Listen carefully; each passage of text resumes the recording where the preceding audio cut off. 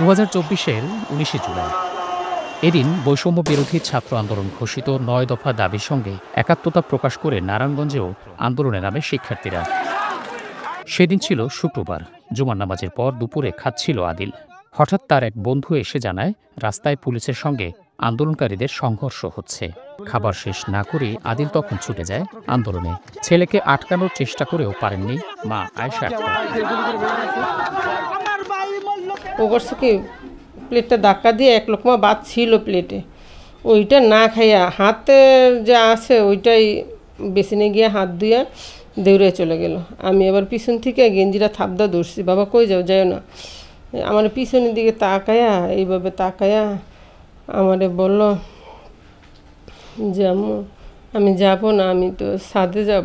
আমাদের ডাইনিংয়ের পাশেও জানালা ছিল, নিচতলা ছিলাম তো, একদম নুইয়া নুইয়া চলে গেল, যেতে আমি না দেখি, ওর বাবা না দেখে। তবুও আয়েশা আক্তার কিছুটা নির্ভর ছিলেন এই ভেবে যে পুলিশ হয়তো সর্বোচ্চ রাবার বুলেট ছুড়বে, কারণ তারা তো এদেশেরই নাগরিক। কিন্তু না, আয়েশা আক্তারের ধারণা ভুল প্রমাণিত হয় সেদিন। তো এটি আত্মবিশ্বাস ছিল যে এরা তো আমারই ভাই, আমারই চাচা, আমারই মামা। আমার ছেলেটারে কি করলো না। সবাই গোল্ডেন পাইছে, আমারে ফোন দেয়, আন্টি আমার গোল্ডেন আসছে, আমার গোল্ডেন আসছে। আর আমার ছেলে, ওরা মিষ্টি খায় আর আমার ছেলে কবরে। এটা বলি সহ্য করা যায়। ঢাকা নারায়ণগঞ্জের লিংক রোডে আন্দোলনে যোগ দিয়ে মিছিলের সামনের কাতারে চলে যায় আদিল।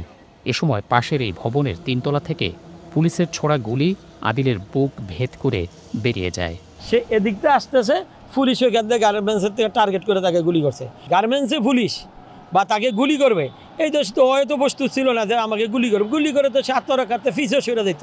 একটা নিরস্ত্র, একটা 16 বছরের একটা ছেলে, পুলিশের জন্য কি এরকম থ্রেটা ছিল তারে গুলি করে মারতে হবে। যাত্রাবাড়ির তামিরুল মিল্লাত মাদ্রাসার 10ম শ্রেণীর তুখোর মেধাবী শিক্ষার্থী আদিল গণিত অলিম্পিয়াডেও অংশ নেন। 3 সন্তানের মধ্যে সবার ছোট আদিলের স্মৃতি হাত ধরে আজও টুকরে কাঁদেন তার মা। আমার এই সরকার যেমন আমার বিচারটাই নিশ্চিত করে যায়, এটা আমার আদিলের খবর। আমি যেমন এই কথাটা, এই জিনিসটা যেমন আমার মরার আগ পর্যন্ত বলে যেতে পারি, এটা আমার আদিলের খবর। আদিল নিহত হওয়ার খবরে ফুঁসে ওঠে নারায়ণগঞ্জবাসী। আন্দোলন ছড়িয়ে পড়ে জেলার সর্বত্র। শহীদের বাবা হিসেবে সরকারের কাছে আবুল কালামের চাওয়া সন্তান হত্যার বিচার এবং আদিলের কবর যেন স্থায়ীভাবে সংরক্ষণ করা হয়।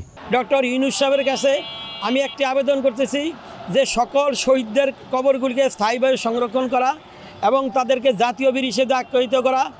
সিভিল সার্জন কার্যালয়ের তথ্য অনুযায়ী জুলাই আন্দোলনে নারায়ণগঞ্জ জেলায় অন্তত 55 জন নিহত এবং 6 শতাধিক আহত হন। এর মধ্যে আদিলই ছিলেন জেলার প্রথম শহীদ।